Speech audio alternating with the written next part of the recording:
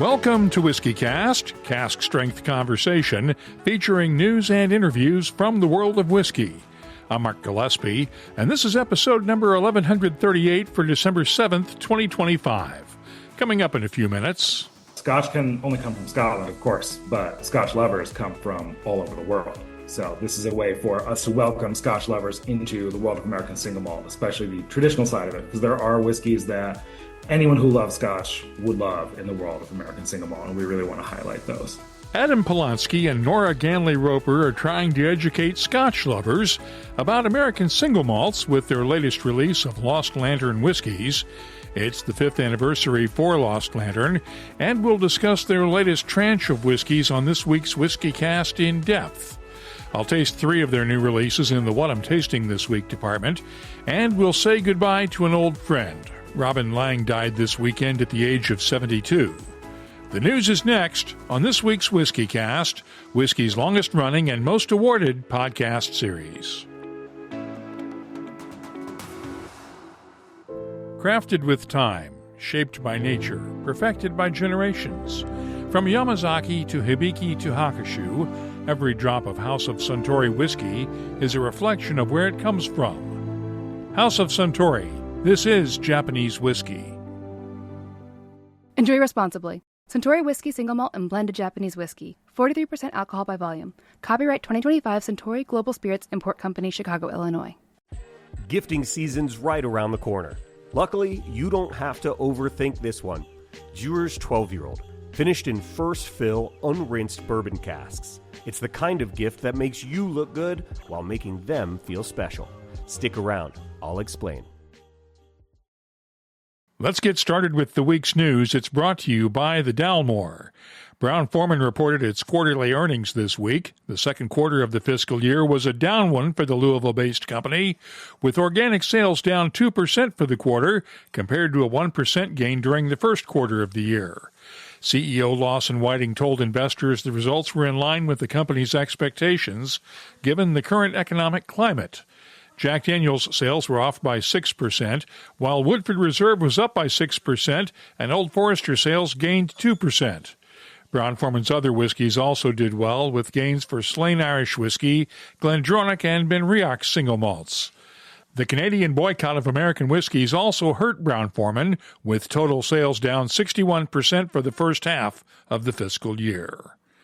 Bourbon industry leaders are getting more nervous about the long-term impact of the Canadian boycott, with many expressing fears that bourbon sales will not recover quickly once the trade war ends. Here's Heaven Hill Executive Chairman Max Shapiro. And it really is an incredibly bad blow for the industry, because the industry was doing fairly well as in Canada. But now that the product's been off the market, basically across the country with a couple of exceptions, since March of this year, that is a very long time, and it'll be interesting to see that once all of this is over, and we don't know when that's going to be over at this point, hopefully the government of Canada and the various provinces will work diligently to get all of this resolved, but still, we're not sure how long it's going to take to recover all the business that has been lost during what was in effect prohibition coming back to the United States overnight over tariffs. As of now, only 2 Canadian provinces are selling American whiskeys business as usual, Alberta and Saskatchewan. Meanwhile, Diageo has reached an agreement with the union representing workers at its soon-to-be-closed Crown Royal plant in Amherstburg, Ontario. The severance deal with Unifor will allow Diageo to close the plant as planned in February, with a loss of around 160 jobs, and it clears the way for Diageo to find a buyer for the plant. Ontario Premier Doug Ford has threatened to pull not just Crown Royal, but all Diageo products out of the province's LCBO stores if the plant closes. Pernod Ricard has sold its Imperial Blue Indian whiskey brand to Talaknagar Industries for $485 million. The deal closed this week after Indian competition authorities blessed the sale. Imperial Blue is India's third-largest selling whiskey, and the deal includes a long-term supply contract with Chivas Brothers for the Scotch whiskey that goes into the blend. In other news, Whiskey Magazine handed out its Icons of Whiskey Awards for Scotland the other night. Diageo's Glenord Distillery was named Distillery of the Year, while Arbiki Distillery was named Sustainable Distillery of the Year. Tormore's Polly Logan won Distillery Manager of the Year, and Callum Fraser of Glenfarclas was named Master Distiller / Master Blender of the Year. Isle of Raasay Distillery was cited as Visitor Attraction of the Year, and Raasay's Alistair Day was named Craft Distiller / Blender of the Year. Brave New Spirits was named Independent Bottler of the Year. The winners will go on to compete against other regional winners for the Global Icons of Whiskey Awards to be announced next March. We have a link to the complete list of winners in the show notes for this episode at whiskycast.com. Whiskey Magazine also welcomed 2 new inductees into its Hall of Fame. Scotch Whiskey Experience CEO Susan Morrison and retired Highland Park whiskey maker Gordon Motion were honored with the magazine's equivalent of a Lifetime Achievement Award. Whiskey Advocate Magazine has named its Whiskey of the Year. It's Elijah Craig Barrel Proof Rye Batch A925, and it's the first time a rye whiskey has received the honor. Oban 15 Oloroso and Palo Cortado finish was ranked second, while the 2025 release of Maker's Mark Cellar Aged came in third. The Whiskey Exchange has announced its Whiskey of the Year, and it's a shocker. The White Peak Wireworks Bourbon Cask won in blind tasting against Glenmurray 18-year-old and Bowmore 15-year-old, just to name a few. Hampton Estate 1753 rum from Jamaica was named the Spirit of the Year, and the Whiskey Exchange will be donating 6 pounds from each bottle sold to hurricane relief efforts in Jamaica. The Heartcut was named Producer of the Year. Back in August, the McLean brothers completed their record-setting row across the Pacific Ocean. On the same day that Jamie, Ewan, and Lachlan McLean arrived in Cairns, Australia, a single cask of a Thrusk single malt was being bottled to celebrate the accomplishment. Diageo donated the cask to the McLean Foundation, with just 248 bottles available through Royal Mile Whiskies for £349 each. The proceeds will fund clean water projects in Madagascar. Every bottle sold will provide one person with clean water for life. It's the 4th charity bottling for the foundation, which has raised more than £1 million so far. The Macklow is launching a new Kentucky bourbon. It's a 4-year-old bourbon bottled at 46% ABV and will retail for $69.99 a bottle. Other new whiskeys of note this week. Old Forester is marking Repeal Day with the release of a special 117 series bourbon.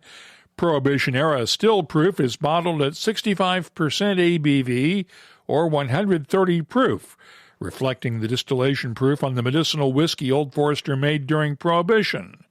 It's available through the Old Forester online shop and select Kentucky retailers for $64.99 a bottle. Wilderness Trail Distillery is releasing 3 6-year-old private barrel selections. The single-barrel releases include a straight wheated bourbon, a straight high rye bourbon, and a straight rye whiskey. They'll be available nationally for $70 and $80 a bottle, respectively. Old Smoky in Tennessee is best known for its moonshine whiskeys, but is expanding into bourbon with the release of a 4-year-old Tennessee straight bourbon. The whiskey initially made its debut at the distillery in Gatlinburg, but is now available nationwide for $24.99 a bottle. Sagamore Spirit is out with the 4th release of its port finish rye whiskey. The 6-year-old whiskey is finished in port wine casks from Maryland's Bordy Vineyards. It's available at the distillery in Baltimore and select retailers. There's no word on pricing. Welsh whiskey Penderyn has released the 13th edition in its Icons of Wales series. Penderyn Bad Wolf was produced in collaboration with Bad Wolf Studios and is a 10-year-old Welsh single malt fully matured in tawny port pipes. It's priced at £65 a bottle. Ireland's Ecklandville Distillery is releasing 2 new Old Comer single pot still whiskies, both 7 years old and finished in port and sherry casks. One of the releases celebrates Old Comer's 200th anniversary this year and is priced at £100 a bottle. And finally, we can't let this story out of Virginia go by. Seems a raccoon broke into a Virginia ABC liquor store the other day and went on a rampage, smashing more than a dozen bottles of whiskey, including some American Single Malt from the Virginia Distillery Company. The raccoon was found passed out in the store's bathroom. The distillery is now marketing raccoon-approved merchandise, with the proceeds to go to animal welfare charities. We were able to reach the raccoon for comment.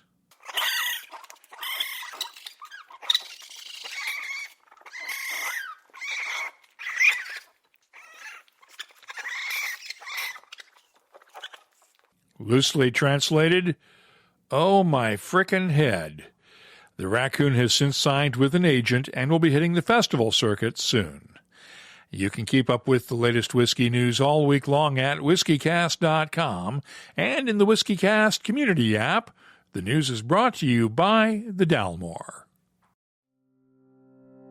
Hello, Richard Patterson here, Master Distiller, Master Blender for the Dalmore. You know, whenever the team and I are in the world sharing our exceptional single malt, we like to keep in touch with Mark Gillespie and the latest news from WhiskyCast.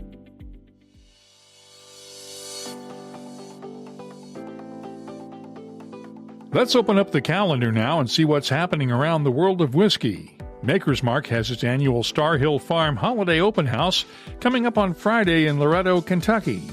Heaven Hill Distillery will be celebrating its 90th anniversary Saturday at the Heaven Hill Bourbon Experience in Bardstown, Kentucky, with a new bottle release and special events. Buffalo Trace Distillery has events every night through the 31st in Frankfort, Kentucky. Woodford Reserve Distillery in Versailles, Kentucky has a holiday brunch coming up on Sunday. West Fork Whiskey Company in Westfield, Indiana has a Breakfast with Santa event on Sunday as well.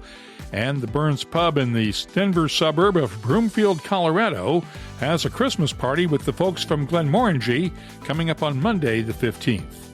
Finally, the Fraser History Museum has a night with the Russells of Wild Turkey on the 18th in Louisville, Kentucky. If you're organizing a whiskey event, let us know about it. We'll add it to the calendars at whiskycast.com and in the WhiskyCast community app. Hey again, it's Gabriel from Jewers. Every holiday has that moment when the food's done and the talking, laughing, and sipping begins. That's where the perfect gift shows up. Jewers 12-year-old. Finished in first fill, unrinsed bourbon casks, and crafted by 6-time Master Blender of the Year, Stephanie McLeod. It's the highest rated 12-year blended Scotch out there. A gift that speaks for itself. Because holidays aren't about the gifts we keep, they're about the ones we share. Please enjoy responsibly.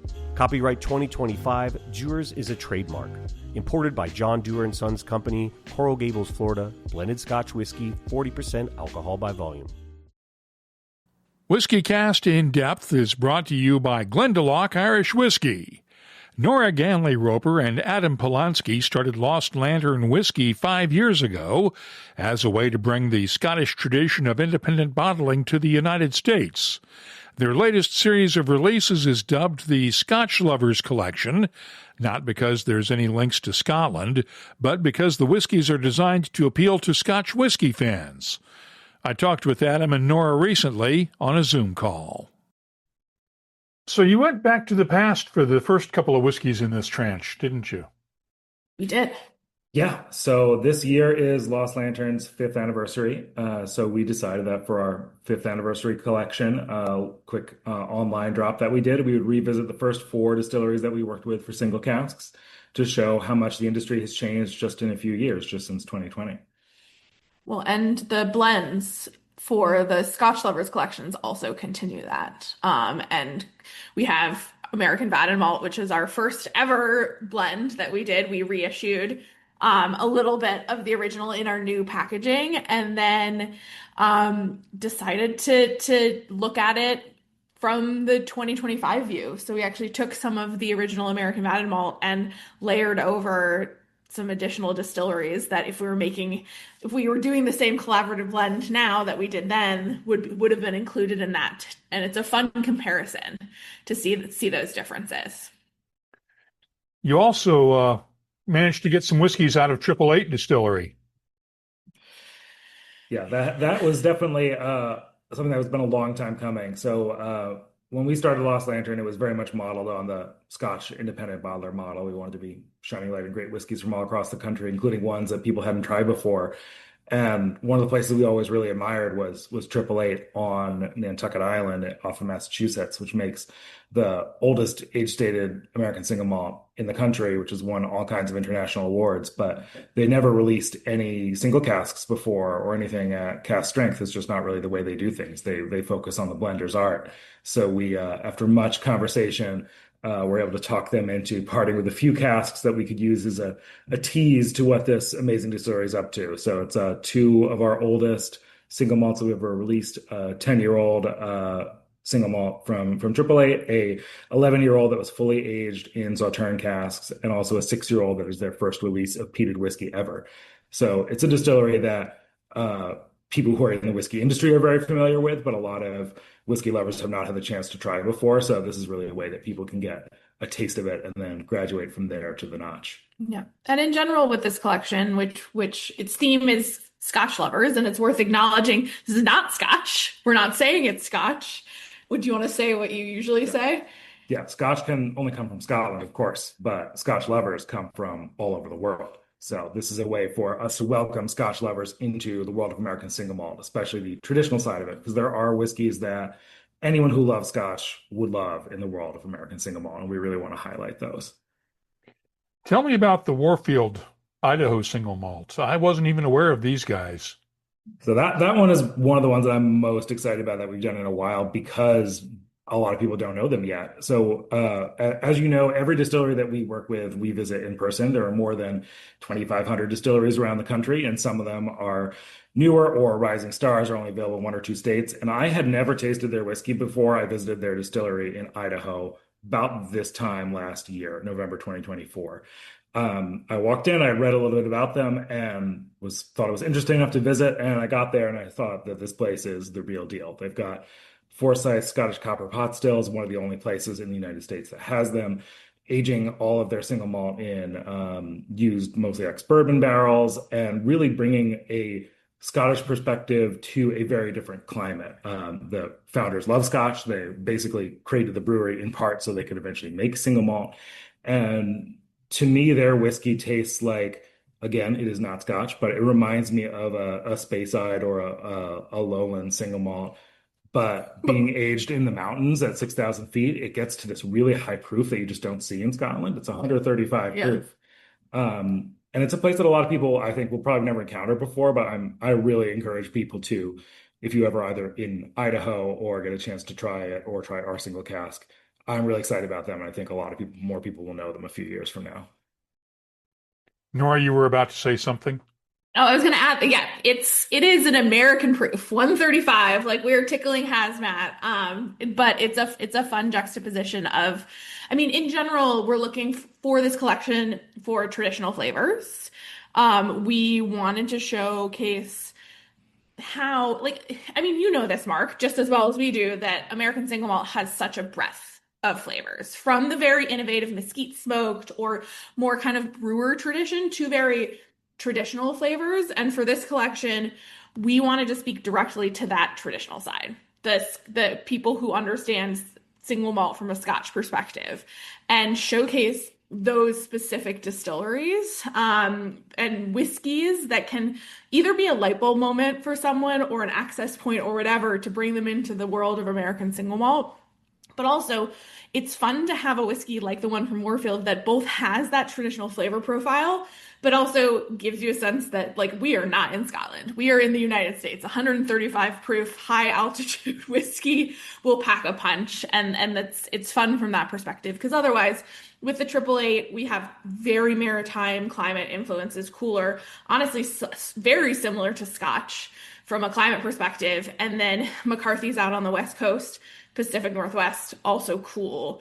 And both of them are lower proof than we often see in higher altitude climates. So it's nice. The Warfield kind of bridges that gap in many ways. And you got the oldest release of McCarthy's on record. Yes, we're so excited. Personally, we've loved McCarthy's. McCarthy's, when we started Lost Lantern, McCarthy's was one of those distilleries that was on our short list where we said if we're going to be an independent bottler in the Scottish tradition in the United States, we have to work with McCarthy's.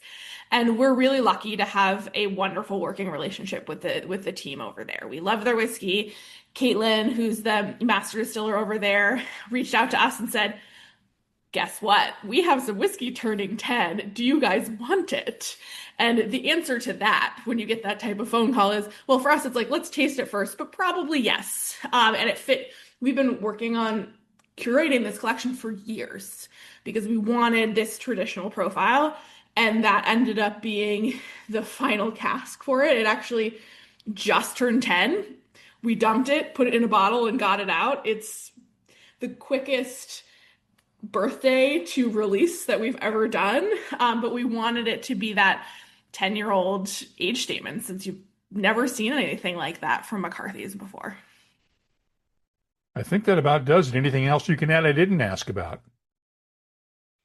I think that the American Vatted Malt, both the reissue and the remix, it's really important for us to not just be putting out single casks, but also bringing the art of blending over to American whiskey. Because we've seen that forever in the bourbon world, people playing with bringing Kentucky and Tennessee and Indiana bourbon together, but playing with some of the new flavors that you're seeing from all across the country, like the mesquite smoked single malt that we see from Arizona and New Mexico, which are both components of the American Vatted Malt remix.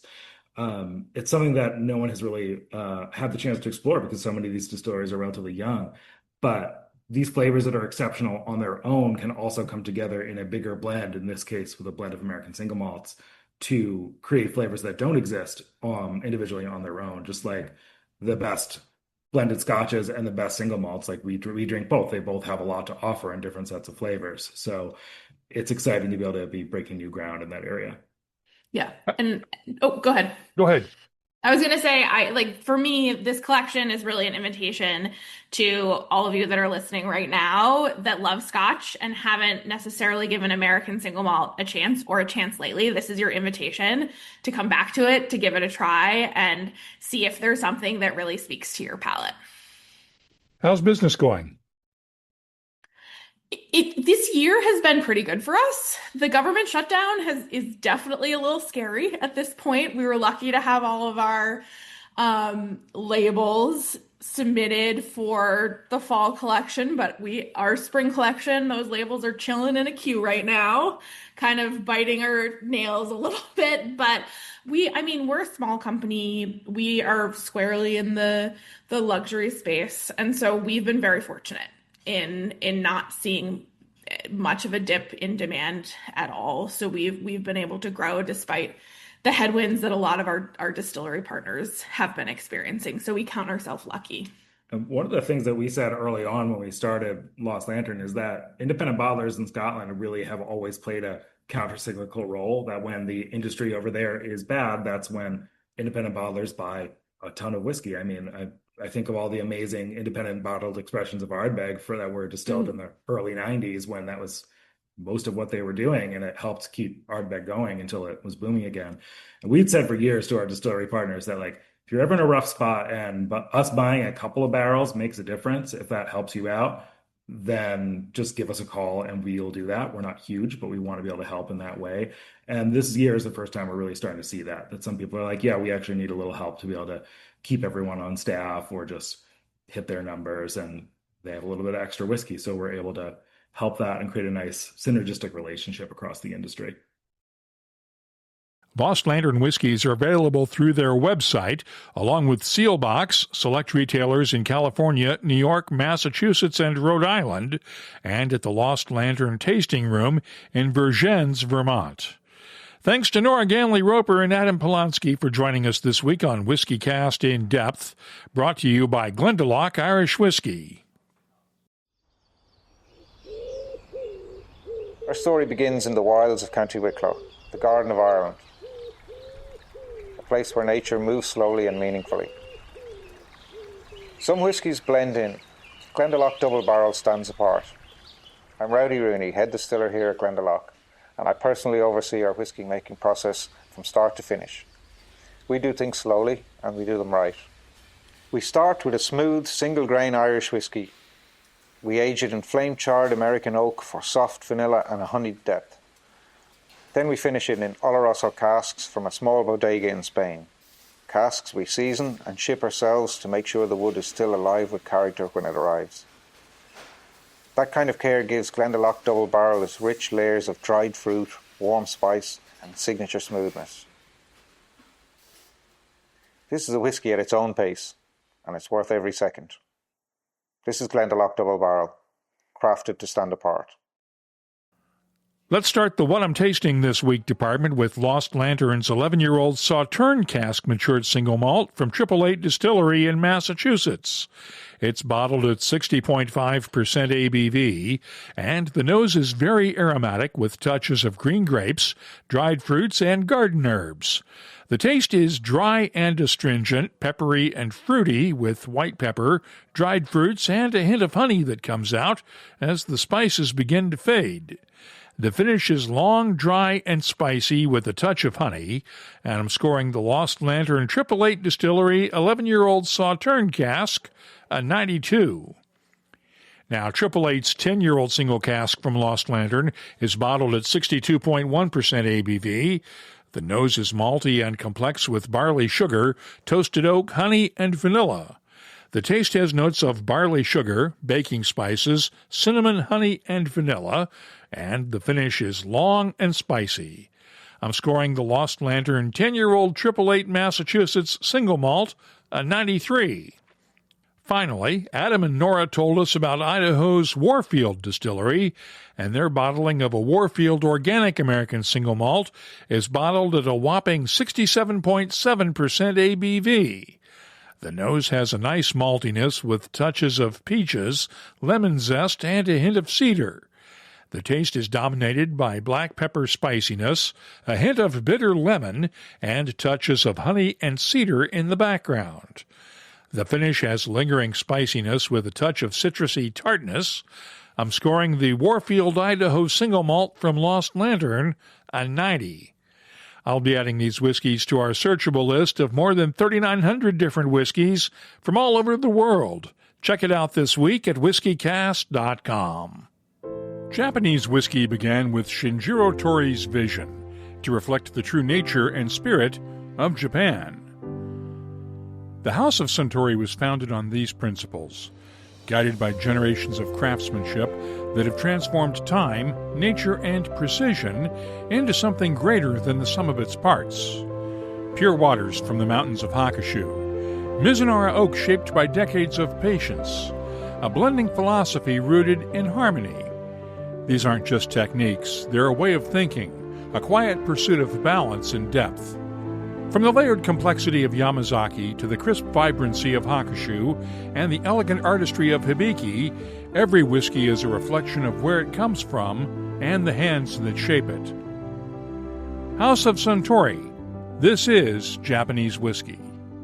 Enjoy responsibly. Suntory Whiskey Single Malt and Blended Japanese Whiskey. 43% alcohol by volume. Copyright 2025 Suntory Global Spirits Import Company, Chicago, Illinois. Let's open up the inbox now and see what people are talking about this week in the WhiskyCast community app.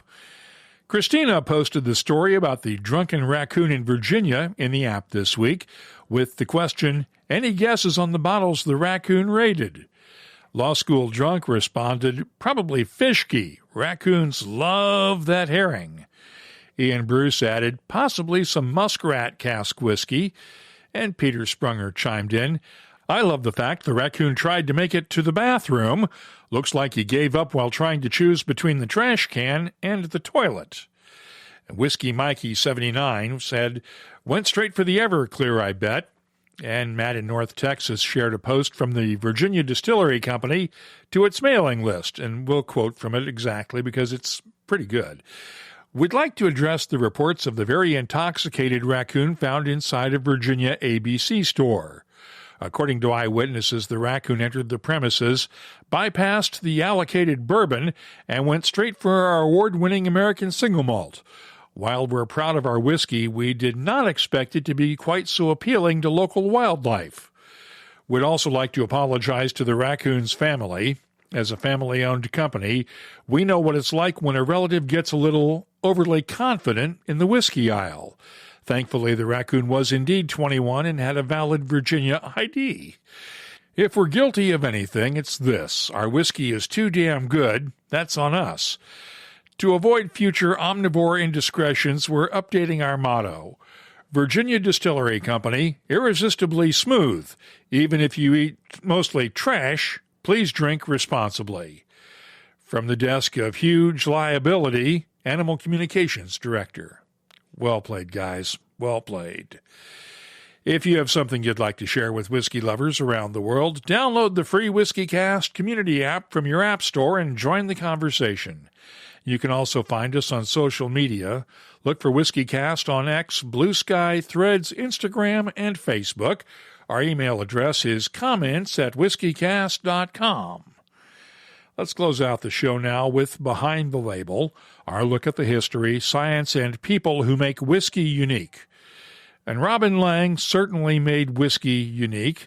His songs and stories captivated audiences worldwide over the years, and his work with the Scotch Malt Whisky Society's tasting panel gave us some of the most creative tasting notes ever written. Robin died suddenly this weekend. Just 2 weeks ago, we shared a performance by him at last month's New Brunswick Spirits Festival, and at last year's festival in Fredericton, he joined me on WhiskyCast In-Depth. The whole world of whiskey appreciation is growing, and that's great. But more important to me, it's the fact that people who have this common interest in whiskey seem to form a community, a bond, almost a family sometimes. You know, you go to a whiskey festival and you know that you can talk to people about the whiskey. And these are often people that your paths would never cross because they're from a different country, they're involved in a different profession that you would never meet up with. Young and old, it doesn't matter. People have a common interest in the whiskey, and it creates a lovely feeling of shared, experience and togetherness and friendship. Friendship and whiskey gang together. This is a kind of a whiskey prayer, I suppose. Oh Lord, won't you buy me a Mercedes-Benz, a great big stretch limo with room for all my friends, and a bar in the back full of good malts and blends. Oh Lord, won't you buy me a Mercedes-Benz? Lord, won't you buy me a night on the town? My friends are all wussies and they always let me down. So prove that you love me and buy the next round. Oh Lord, won't you buy me a night on the town? Hey Lord, won't you buy me a bottle of Black Bowmore? Just you and me, Lord, we'll double lock the door. Oh, the devil will be jealous, but him we can ignore. Oh Lord, won't you buy me a bottle of Black Bowmore? Lord, won't you buy me my own whiskey cask? You say you can do anything, I'm taking you to task. A barrel or a hoggy, that's the last thing I'll ask. Oh Lord, won't you buy me my own whiskey cask? In fact, Lord, why don't you buy me a whole distillery? My liver might suffer, but my soul will be set free. And I'll be in heaven if you make it all tax-free.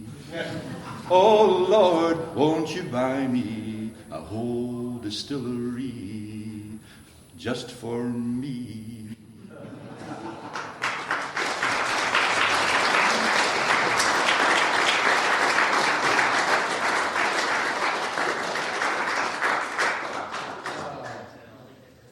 That's Robin Laing, who died this weekend at the age of 72. Our condolences go out to his family and friends around the world.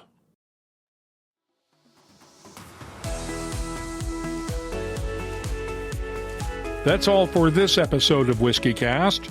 You'll find links for the stories in this episode in our show notes at whiskycast.com. That's also where you'll find the latest whiskey news, my tasting notes, the calendar of events, the whiskey photo of the week, and, of course, a complete archive of past episodes going all the way back to 2005. Get in touch with us, download the free WhiskyCast community app from your app store, or find us on social media.